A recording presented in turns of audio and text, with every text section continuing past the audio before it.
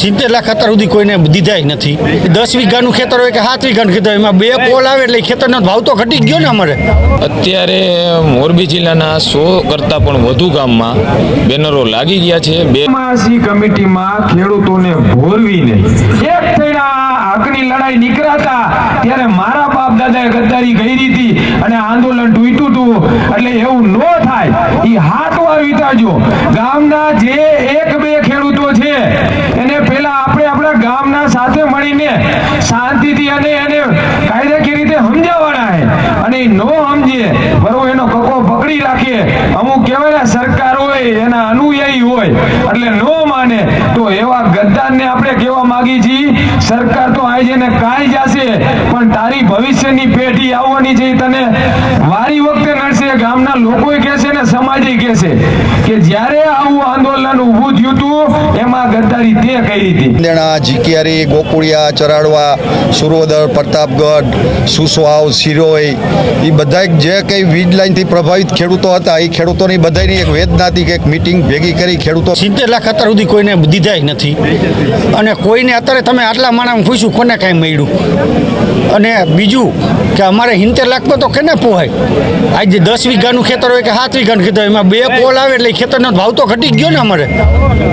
એટલે અમારે એ પોહાય એમ નથી। અમે નક્કી કર્યું છે કે 1 કરોડ ઉપર દઈએ તો જ હવે, બાકી અમને પોહાય એમ જ નથી। ના, લડાઈ તો અમારે મૂકવાની જ નથી। કંપનીના હે અમે છેલ્લે થાંભલા કાઢના, અમારે થાંભલા જ નથી જોતા। એને જે કરી હોય અમને તો બ્લેક ન માનીને અમને તો વ્હાઇટમાં જ માનવાના હોય ને। ખેતર દેવું તો વ્હાઇટને જ લેવાના હોય। આજે દેવળિયા ગામમાં તેની આજુબાજુના તમામ ગામના ભાઈઓ બહેનો મોટી સંખ્યામાં હાજર રહ્યા હતા, બહેનો અને ભાઈઓ બરોબર। અને આજે ખેડૂતોમાં એકતા માટે, જાગૃતિ માટે અહીંયા એક આયોજન કરેલું હતું મિટિંગનું, એ બાબતે અહીંયા આવેલા હતા। અત્યારે મોરબી જિલ્લાના 100 કરતાં પણ વધુ ગામમાં બેનરો લાગી ગયા છે। 2027ની ચૂંટણી પહેલાં અમારી માગણી મુજબ તમે પરિપત્ર બનાવી આપો, નકર પછી આ જ ખેડૂત તમને સત્તા ઉપર બેસાડવાવાળો હતો એ જ ખેડૂત તમને સત્તાથી દૂર કરશે।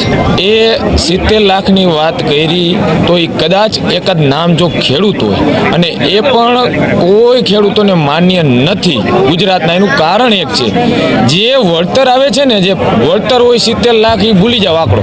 વળતર કયા આધારે મળે તો જે નવો 4/7/2026નો પરિપત્ર મુજબ, એ પરિપત્ર મુજબ ખેડૂતોને થાંભલોને તાર આવવાથી અત્યારે જેટલું નુકસાન જાય છે ને એટલી નુકસાનની ભરપાઈ થતી નથી। એટલે કોઈ પણ ખેડૂતો એને સ્વીકારવા માટે તૈયાર નથી।